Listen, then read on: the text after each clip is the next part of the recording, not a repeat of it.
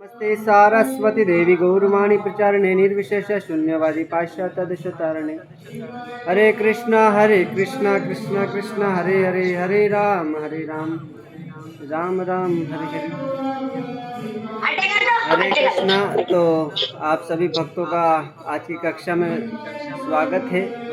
आज हम चर्चाएं करने वाले हैं नंद महाराज को वरुण देव के जो पार्षद होते हैं वो पकड़ के ले जाते हैं। तो उनको सभी लोगों से निवेदन है कि अपना अपना अनम्यूट बंद करके रखे कि आवाज़ ना आए। चलो ठीक है, मैं कर दिया यहाँ से। ओके, तो कथाएं कैसे प्रारंभ होती है। जब भगवान श्री कृष्ण ने गिरिराज महाराज को उठा दिया, उसके बाद जैसे नीचे धरती पे रख दिया, गिरिराज महाराज की लीला यहीं पे संपन्न होती थी। और यहीं से फिर अगले दिन ये कथाएं चालू होती है नंद महाराज का द्वारा। नंद महाराज की जो वरुण के जो पार्षद होते वो पकड़ के ले जाते। तो कथा इस प्रकार से प्रारंभ होती है कि एकादशी के दिन व्यक्ति, जैसे कि आज भी एकादशी है और आज ही के दिन ये कथा मिल रही है, तो बहुत ही मतलब अच्छा है ये देखा जाए। और बोल रहे आज के दिन आज एकादशी है, उसी प्रकार से नंद महाराज की भी आज एकादशी थी। विचार करने की बात है कि वहाँ पे ब्रज में जो ब्रजवासी है, जो भगवान के इस भौतिक संसार में जो माता पिता बन के आए हैं, और आध्यात्मिक संसार में भी नंद महाराज और ये भी उनके माता पिता ही है, बोल रहे वो भी एकादशी का पालन करते हैं। तो हमारे आचार्य ने भी हमें यही बताया है कि हमें क्या करना है, एकादशी का पालन करना चाहिए। कभी भी एकादशी का हमें खंडन नहीं करना चाहिए। सब लोग, आशा करता हूँ सभी लोगों ने एकादशी रखा होगा आज, क्योंकि नंद महाराज ने भी आज एकादशी रखा था। उसी प्रकार से आज हमारा भी एकादशी। और नंद महाराज एकादशी कर रहे थे उस समय, नंद महाराज ने एकादशी के दिन भगवान का नाम लिया, जप किया, कीर्तन किया, भगवान के पूजा की, आरती दिखाया, भगवान को आरती दिखाया, और उसके बाद पूरे दिन भगवान का अच्छे से भजन किया। उसके बाद अगला दिन आता है द्वादशी। द्वादशी के दिन नंद महाराज उठे और नहाने के लिए गए। नहाने के लिए तो कहाँ गए, यमुना में ही जाएंगे, और कहाँ जाएंगे, है ना। तो यहाँ पे यमुना नदी में गए यहाँ पे, या फिर कालिंदी नदी शायद यमुना, ऐसे पता नहीं, इसमें वर्णन स्पष्ट नहीं कह सकता मैं कुछ, लेकिन अधिकतर तो ब्रज में जो नदी बहती है वो यमुना ही है। और कालिंदी भी शायद कहते होंगे, मुझे स्पष्ट याद नहीं आ रहा, क्योंकि इसका मुझे जैसे याद आएगा तो मैं आपको तुरंत सूचित कर दूँगा। तो अभी जैसे उदाहरण के लिए सिर्फ यमुना को ही कहेंगे, है ना। तो यमुना में स्नान करने के लिए गए, और जैसे ही स्नान करने के लिए गए, क्योंकि अधिकतर परिवार में सभी का एकादशी रहता, तो सभी लोग उठते हैं और स्नान करने के लिए जाते। सब लोग स्नान करने के लिए गए, जाके ब्रजवासी जो भी इन्होंने एकादशी सब किया था वो उठे और बोले, एकादशी में स्नान करने के बाद जो द्वादशी आता था, द्वादशी के दिन व्यक्ति को जल्दी उठना चाहिए और स्नान करना चाहिए। कौन से समय में उठना चाहिए व्यक्ति को स्नान करने के लिए, बोले कम से कम व्यक्ति को 4 बजे तो उठना ही चाहिए। 4 बजे के बाद उठ सकता है व्यक्ति, 4 से 5 के बीच में व्यक्ति उठ के भगवान का मतलब भगवान की जो एकादशी होता है, जो पारण का समय होता है, एकादशी संपूर्ण करने का एक विधि होता है कि व्यक्ति को सुबह जल्दी उठना होता है। और वो उठने का समय 4 बजे से लेकर 5 बजे के अंदर हो तो और अच्छा है, उत्तम माना जाता है शास्त्रों के अनुसार। और बोल रहे हैं कि नंद महाराज जी इन 4 बजे से पहले उठ गए, यानी कि 4 बजे से पहले, यानी कि 3 बजे, 4 बजे, 3 बजे, 2 बजे, 1 बजे। शास्त्रों में वर्णन आता है कि यदि कोई व्यक्ति 12 से 3 के बीच में उठकर व्यक्ति ये नदी में स्नान करने जाता है, तो वहाँ पे वरुण देवता के जो पार्षद होते हैं वहाँ पे फिर वो लगाते, क्या बोलते हैं उसका, पहरेदारी करते हैं। और उसमें उस व्यक्ति की मृत्यु हो जाती है तो उसको, या मृत्यु नहीं होती, और एक स्नान करता तो उस व्यक्ति जो स्नान करने वाला है उसको पकड़कर वरुण देवता के जो पार्षद होते पकड़ के उधर उसे वरुण देव जो लोक है, वरुण देव का जो लोक है वहाँ पे लेके चले जाते। तो नंद महाराज जी इतने जल्दी उठे और जल्दी से जल्दी उठकर स्नान करने के लिए चले गए। और जैसे स्नान किया, नदी के अंदर प्रवेश किया, यमुना के अंदर, और जैसे प्रवेश किया नंद महाराज जी ने, सब लोग देख रहे, नंद महाराज जी अंदर प्रवेश किया और अंदर जैसे प्रवेश करके उन्होंने अपना नाक इत्यादि बंद करके, कान इत्यादि बंद करके वो क्या किया, सीधा नदी के अंदर प्रवेश किया। और नदी के अंदर प्रवेश किया तो वापिस जैसे अंदर गए थे, लेकिन वापिस बाहर नहीं निकले, वो अंदर ही रह गए। और आजू बाजू के जो लोग थे बाहर खड़े होके देख रहे थे। ये बोले नंद महाराज जब तक बाहर नहीं, क्या हो गया, इतनी देर तक तो लंबी सांस रोक के नहीं रखते। बोले कहाँ हो गए, कहाँ हो गया। ये फिर किसी ने खबर पहुंचाई नंद महाराज के घर पर। अरे कृष्णा को बोला, अरे आपके पिताजी नदी में स्नान करने के लिए गए, अभी तक बाहर निकल के नहीं आए, क्या हो गया। जैसे भगवान आए बाहर देखने लगे कि हाँ नंद महाराज अभी तक नहीं आए, 2 घंटे हो गए, 1 घंटा हो गया, अभी तक बाहर क्यों नहीं आए, क्या कारण है। तो कृष्णा क्या किया, वहाँ पे गए नदी के अंदर, जैसे गए तो अंदर गए और क्या करने लगे, देखने लगे कि बाबा कहाँ है, नंद बाबा जी कहाँ है, नंद बाबा जी कहाँ है। तो पहली बात तो यह है नदी में स्नान करना, कोई भी नदी हो जो तीर्थ स्थान हो, जैसे कि कोई राधा कुंड में जाके, वृंदावन में राधा कुंड में जाके स्नान करता है, या श्याम कुंड में जाके स्नान करता है, कुसुम सरोवर में स्नान करता है, मानसी गंगा में जाके स्नान करता है, गंगा में स्नान करता है, यमुना में स्नान करता है, इत्यादि वगैरह जितने भी सारे तीर्थ नदियाँ होती है, जो भी नदियाँ है, उन सभी नदियों में व्यक्ति स्नान करता है तो उसका एक विधि होता है। विधि क्या होता है कि पहले, सबसे पहले हमें नदी को प्रणाम करना है, पंचांग प्रणाम करना है। तो पंचांग प्रणाम करना है और साथ में मंत्र बोलना रहता है। कौन सा मंत्र बोलना रहता है कि गंगे चे यमुने चे गोदावरी सरस्वती नर्मदे सिंधु कावेरी जलास्मिनी कव। एक और मंत्र ये भी आता है, इसका भी उच्चारण साथ में कर सकते हैं, जैसे कि ओम पवित्राय पवित्र, स्नान करने के बाद होता है वैसे तो, ओम पवित्राय पवित्रो सर्वै अवस्था गतिम स्मृति पुंडरीकाक्षम स बाह्य भीतरम सूच्य। तो इत्यादि ये क्या, ये सब मंत्र होते हैं। इस मंत्रों के माध्यम से व्यक्तियों को नदी के अंदर या जल के अंदर प्रवेश करना है। अरे बोलते हैं कि हम तो द्वादशी कल आ रही है तो हम नदी में तो स्नान करने के लिए जा नहीं सकते, तो उसके लिए क्या है, इसके लिए कौन सा नियम करे या कौन सा ऐसा काम करे जिससे कि हमें स्नान हो जाए। तो व्यक्ति घर के अंदर ही, तो अभी तो नदियाँ तो है नहीं, नदी में जा नहीं सकते। आजकल तो सूरत में या गांव में जाएंगे तो अर्धी रात्रि को तो लोग बोलेंगे ये लोग कहाँ जा रहे, पागल हो गए क्या, स्नान करने के लिए नदियों में जा रहे। तो बोले व्यक्ति घर पे रह के भी स्नान कर सकता है, और उस समय स्नान करते समय ये मंत्र का उच्चारण कर सकता है, नहाने के समय भी। और जब नहा लिया, हर व्यक्ति को, जैसे जल में मंत्र पढ़ने के लिए मैं क्यों बोल रहा हूँ, इसके पीछे एक विशेष कारण है। क्या कारण है, जैसे कि आप गंगा में, एक दिन में गंगा में स्नान कर सकते हैं क्या, उसी दिन में आप यमुना में स्नान कर सकते हैं क्या, कावेरी में स्नान कर सकते हैं, कालिंदी जमुना इत्यादि वगैरह से 5 नदियाँ, उस नदियों में स्नान कर सकते हैं क्या एक ही दिन में।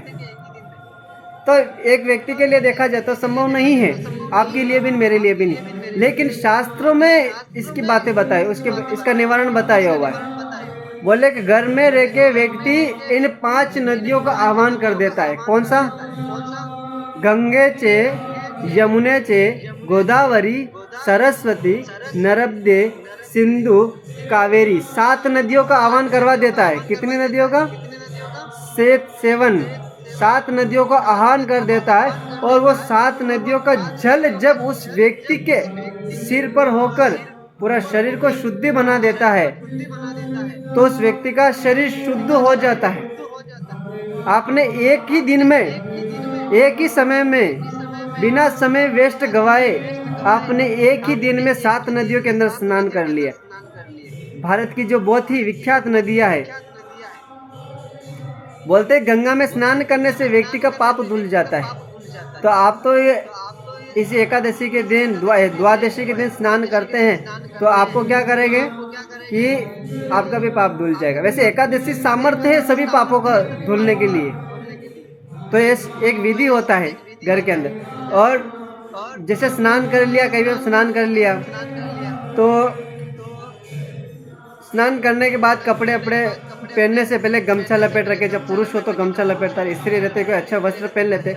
उस समय हाथ जोड़कर अपने को शुद्धिकरण, और कोई गलती कोई वस्तु हमारे टच हो जाती है अशुद्ध वस्तु जिससे कि हम अशुद्ध हो जाते फिर गए, तो हमें हाथ जोड़कर भगवान से प्रार्थना करना और क्या बोलना है। और एक मंत्र होता है शास्त्र का जिससे भी हम बोलते हैं, एक और मंत्र होता है जिसका नाम है ओम पवित्राय पवित्रो सर्ववस्था गतिम वा जह स्मृते पुंडरीकाक्षम सबाय भीतरम शुचिः। तो इस प्रकार से करते तो हम शुद्धि हो जाते हैं पूर्ण रूप से। तो ये गंगा में स्नान इत्यादि वगैरह स्नान करने का एक फायदा होता है। आगे बताया जाता है कि नंद महाराज जब मिले नहीं कृष्ण को अंदर ढूंढने पर भी, अभी कृष्ण को तो पता है कि क्या हो रहा है यहाँ पे, बाहर के लोगों को तो पता नहीं है कि क्या हो रहा है। ये नंद महाराज गए तो गए का, तो कृष्ण तो पूर्ण पुरुषोत्तम भगवान है ना, वो तो अंतर्यामी है। जैसे भगवान को पता चला कि वरुण का पार्षद आया था और नंद महाराज को किडनैप करके लेके चला गया, तो भगवान जैसे नदी यमुना नदी के अंदर जैसे प्रवेश किया और वहीं से सीधा भगवान क्या किया, वरुण लोक में चले गए। अच्छा, अगर आपका सामर्थ्य है क्या वरुण लोक में जाने का, किसी भी लोक में डुबकी मारे और वरुण लोक में चले जाओ, अरे डुबकी मारने के बाद हम तो हमारी अगर हम समय पे बाहर नहीं निकले तो अपनी लाश ही बाहर निकलेगी, और कुछ निकले ना निकले लाश जरूर बाहर निकलेगी। तो भगवान श्री कृष्ण तुरंत वहां पे पहुंच चुके वरुण देव के लोक में, और जैसे भगवान वहां पे पहुंचे तो उस समय नंद महाराज जी को पता, अभी इन सबको पता नहीं था कि ये कौन है, लेकिन देखे कृष्ण ने देखा कि मेरे पिताजी बैठे, नंद बाबा बैठे, तो नंद बाबा बैठे ये और वो भी बैठे हैं, तो क्या अधिकतर ग्वाले हैं तो उनको बैठना कैसे है, अधिकतर तो नंद महाराज को ये पता नहीं था। लेकिन पता नहीं नीचे बिठा रखा था या सिंहासन पर तो नहीं बिठाया होगा मेरे हिसाब से, क्योंकि अपराध किया है। यदि कोई व्यक्ति अपराध करके आता है तो कोर्ट में व्यक्ति को पेश किया जाता, तो उस अदालत में तो जो जज होता है ये तो नहीं कहेगा आप आके आप मेरे आसन पे बैठ जाओ, ऐसा तो नहीं कहेगा। उसी प्रकार से नंद महाराज जो एक अपराधी थे, तो अपराधी को उन्होंने क्या किया, कुर्सी पे तो नहीं बिठाएगा, स्वाभाविक बात है खड़ा रखा होगा या तो नीचे जमीन पे बिठा दिया होगा ज्यादा से ज्यादा। तो जैसे कृष्ण आए नंद महाराज को देखे, और जैसे कृष्ण आए तो वरुण देव ने भी देखा ये आ रहे कि ये कौन आ गया, आज तो मेरा भाग्य खुल गया है। कौन कह रहे, वरुण देवता कह रहे हैं कि हो मेरे कितने भाग्य हैं, बहुत सारे ऐसे व्यक्ति मनुष्य जीवन उन सबको मिलता है, वो भी भगवान कृष्ण का भजन करते रहते हैं, पूरा जीवन लगा देते हैं, और उस जीवन में भी उस व्यक्ति कृष्ण को प्राप्त नहीं कर पाता है। लेकिन जैसे ही वो अभी बोल रहे कि मेरा तो कितना सौभाग्य है कि बोले नंद महाराज को किडनैप करने से और मेरे एक पार्षद की एक गलती की वजह से मुझे भगवान दर्शन दे दिया। अभी भगवान दर्शन दे दिया, जैसे आपके सामने भगवान प्रकट हो जाए तो आपकी क्या स्थिति रहेगी, आप क्या कहोगे भगवान से।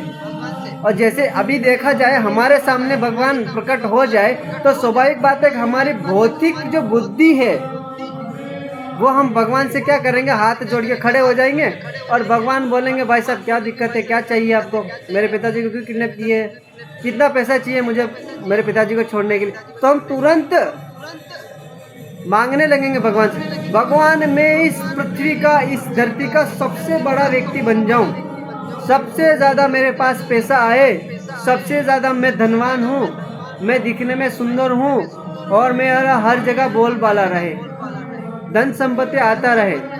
इस प्रकार से मांगते रहते। स्वाभाविक बात है भगवान आपके सामने आएंगे तो यही मांगेंगे, हमारे सामने आएंगे तो हम भी यही मांगेंगे। लेकिन भगवान के भक्त होते हैं वो कभी ऐसा नहीं मांगते। क्या करते हैं, भगवान के भक्त सामने आ जाते, भगवान के सामने भक्त आ जाते, भक्त के सामने भगवान आ जाते। सबसे पहले भगवान के भक्त क्या मांगते हैं, ना धनम ना जन्म ना सुंदरी नम कविताम व जगदीश कामया। तो बोल रहे हैं कि भगवान के भक्त भगवान से कुछ नहीं, ना धन मांगते हैं, ना ऐश्वर्य मांगते हैं, और ना ही बोले कि इस धरती पे वापस हमारा कभी जन्म हो। तो न वसुदेव जो वरुण देव जी ये देख रहे हैं और भगवान का स्वागत कर रहे हैं, और स्वागत कर रहे हैं जैसे भगवान को आते हुए देख रहे हैं भगवान को। तुरंत वरुण देव जी क्या किया, अपने सिंहासन पर उठकर श्री कृष्ण को उस सिंहासन पर बिठा दिया कि प्रभु आप बैठिए, आप ही मेरे प्राण धन हैं, आप ही ईश्वर है सर्वस्व, आप ही समस्त ब्रह्मांड के नायक है, और ये जो वरुण लोक है इस वरुण लोक के भी मालिक आप ही हो।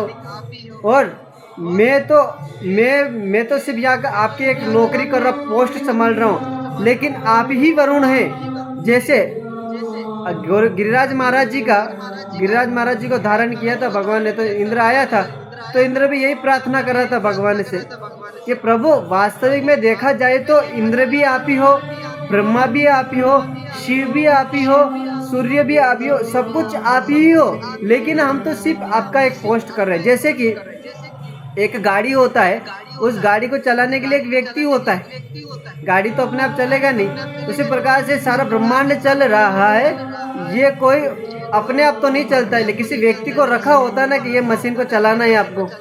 उसी प्रकार से भगवान ने इन सभी को चलाने के लिए भगवान ने इन सबको रखा हुआ है। सूर्य को टाइम से निकलना है, वर्षा टाइम से टाइम होना है ना, हवा चलना है, धरती से अन्न उत्पाद होना, ये सब भगवान के आदेश अनुसार ही हो रहा है। तो वरुण देव जी प्रार्थना कर रहे हैं और प्रार्थनाएं कर रहे हैं, तो बोले ठीक है। तो बोले अभी भाग्य खुल गया उनको, तो बोले अभी क्या किया जाए। तो बोले आपने हमारे पिताजी को अरेस्ट किया है, हमारे पिताजी को छोड़ दीजिए। तो बोले ठीक है। और क्या किया, तुरंत उसी के बाद भगवान श्री कृष्ण नंद महाराज को लेकर उसी यमुना के किनारे नदी से निकल गए। और यमुना नदी से निकलने के बाद और नंद महाराज जी तो हक्के बक्के रह गए कि जैसे घर पे आए, सुबह का समय तो सभी लोग इकट्ठे हो गए, और इकट्ठे हो गए तो कहने लगे कि बताइए आप इतनी देर कहाँ थे और कहाँ चले गए थे, दिखाई नहीं दे रहे थे, आपका एक वस्त्र भी दिखाई नहीं दे रहा था पानी के अंदर, और कृष्णा आपको कैसे लेके आए, आप कहाँ थे। तो नंद महाराज जी तो पूरा बता ही दिया। क्या बता दिया कि मैंने देखा कि वरुण देवता भी इस मेरे जो लाला जो मेरा पुत्र है इसके सामने हाथ जोड़ के प्रार्थनाएं कर रहे हैं कि आप ही भगवान हो, पूर्ण पुरुषोत्तम भगवान हो, मैं आपका दास हूँ। बोले कि यार हमारे लाला का तो बड़ा जान पहचान है, बड़े बड़े देवताओं के साथ जान पहचान है, उठना बैठना है, और मुझे वहाँ से बचा के लाए। नंद महाराज ये कहने लगे कृष्ण ही पूर्ण पुरुषोत्तम भगवान है। अभी जैसे ही यह कहा कि कृष्ण ही पूर्ण पुरुषोत्तम भगवान है, तो ब्रजवासी भाई साहब फिर से प्रश्न उठने लगे उनका। तो बोल रहे थे कि जब गोवर्धन पूजा हो रही थी उस समय हम बता रहे थे कि कृष्ण ही पूर्ण पुरुषोत्तम भगवान है, क्योंकि ये बच्चा कोई साधारण नहीं है, अन्य असुरों को मार दिया है ना, शेषनाग के ऊपर डांस किया है, पूतना का वध किया, सब किया इसके अंदर, और इसने 7 रात और 7 रात्रि तक उसने गोवर्धन उठा लिया। हम कह रहे हैं कि कृष्ण ही भगवान है, उस समय तो मान नहीं रहे थे, और आज अपने ही मुख से बोल रहे हैं कि कृष्ण ही भगवान है। तो नंद महाराज को ये कहने लगे, तो बोले ये कृष्ण ही पूर्ण पुरुषोत्तम भगवान है, और ये कहकर यही लीला यहीं पे समाप्त होती है। ओके, किसी कोई भक्त का प्रश्न होता है तो बताइए, क्योंकि समय अपने पास 5 मिनट रहे।